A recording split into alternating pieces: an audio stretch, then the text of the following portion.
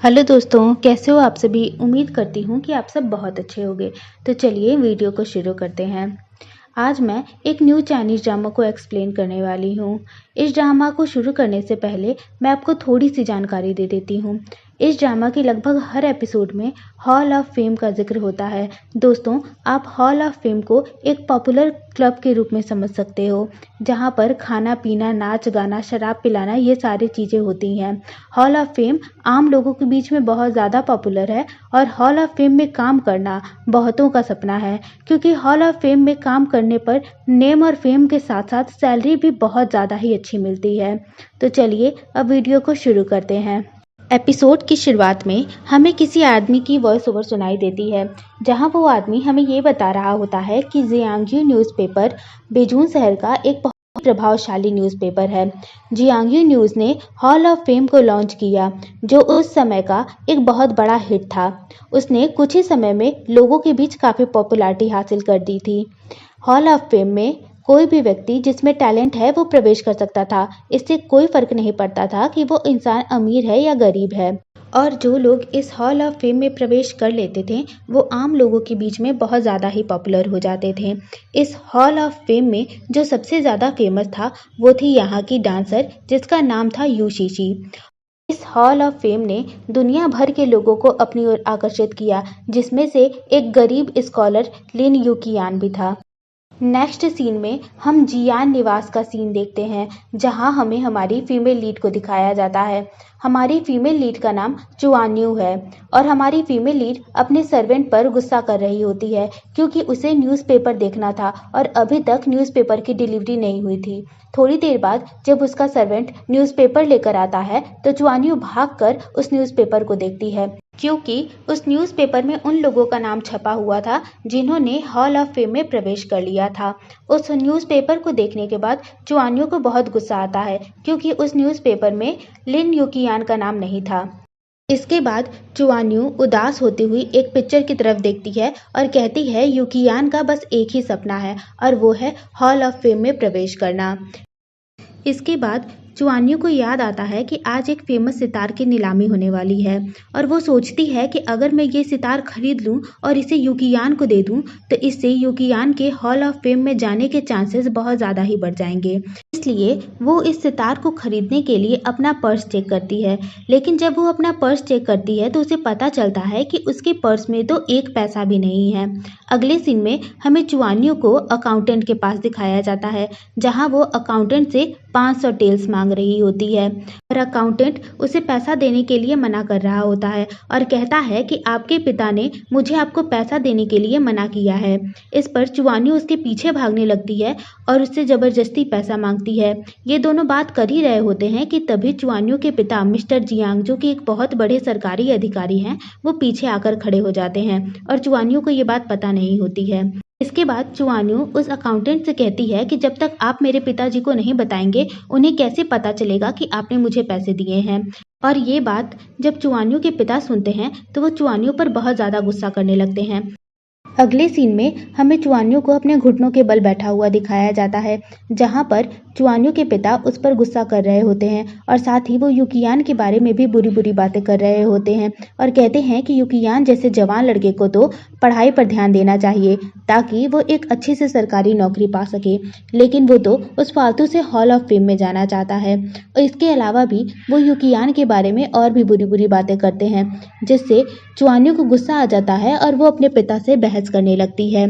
इसके बाद चुआन्यू के पिता को और ज़्यादा गुस्सा आ जाता है और वो अपने नौकरों से कहकर चुआन्यू की पॉकेट मनी बंद कर देने की बात करते हैं, ताकि चुआन्यू यूकियान के ऊपर पैसे खर्च न कर पाए। माहौल को गर्म होता हुआ देखकर चुआन्यू की माँ चुआन्यू को अपने पिता से माफ़ी मांगने के लिए कहती है, लेकिन चुआन्यू तो अपनी ही जिद पर अड़ी हुई होती है और कहती है कि मैंने यूकियान के ऊपर जो पैसे खर्च किए हैं वो एक तरीके का इन्वेस्टमेंट है।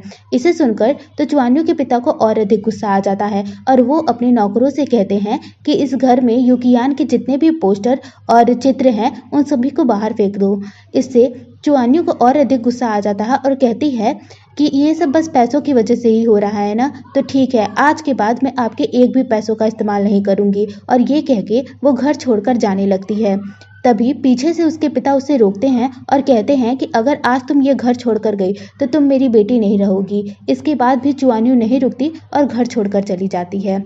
अगले सीन में हम हमारे हीरो को देखते हैं।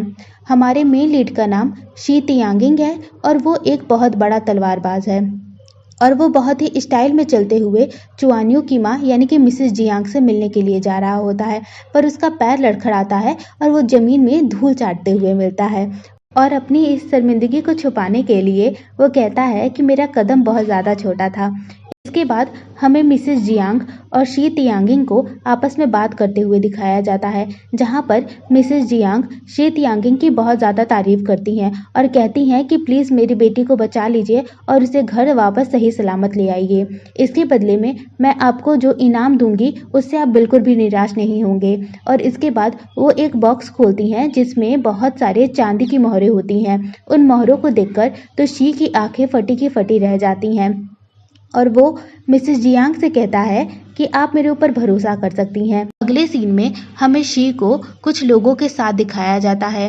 इन्हें आप शी की पलटन या उसके टीममेट्स भी कह सकते हैं। और यहाँ पर हमें पता चलता है कि जो असली शी तियांगिंग था वो तो काफ़ी पहले ही देश के नाम पर शहीद हो चुका है और ये जो हमारा मेन लीड है वो यहाँ पर नकली शी तियांगिंग बनकर आया है। असली में उसका नाम ली है और वो एक बहुत बड़ा ठग है। यहाँ ली के टीममेट उससे चुआन्यू को ढूंढने की बात करते हैं, जिस पर ली भी हामी भरता है, पर वो जाने से पहले अपने टीम मेंबर्स को वार्निंग देता है और कहता है कि तुम लोग इन पैसों को जुए पर खर्च मत कर देना। और इसके बाद वो सब वहाँ से चले जाते हैं। अगले सीन में हमें ली के टीममेट्स को दिखाया जाता है जो कि किसी लड़की को परेशान कर रहे होते हैं। तभी वहां पर ली आता है और उन्हें इशारा करके और डराकर वहां से भगा देता है। इसके बाद वो उस लड़की से उसका नाम पूछता है। वहां पर उस लड़की का चेहरा तो नहीं दिखाया जाता, लेकिन वो लड़की अपना नाम सेन चुक्सिया बताती है। ये सुनकर ली को बहुत ज़्यादा गुस्सा आता है क्योंकि उसे लग रहा था कि वो अब तक जिस लड़की को बचाने का नाटक कर रहा है वो चुआन्यू है, लेकिन ये तो कोई और लड़की थी। इसीलिए वो उस लड़की को अपना ध्यान रखने का कहकर वहाँ से चला जाता है। इसके बाद ली अपने टीममेट्स को बहुत डांटता है और कहता है कि तुम लोगों ने गलत लड़की पकड़ ली थी। तभी ली के कानों में कुछ आवाज़ आती है जहाँ पर एक लड़की कुछ लोगों से कह रही होती है कि मुझसे दूर रहो, मेरे पिताजी बहुत बड़े अधिकारी हैं। अगर उन्हें पता चला कि तुम लोगों ने मेरे साथ ऐसी हरकत की है तो वो तुम लोगों को छोड़ेंगे नहीं।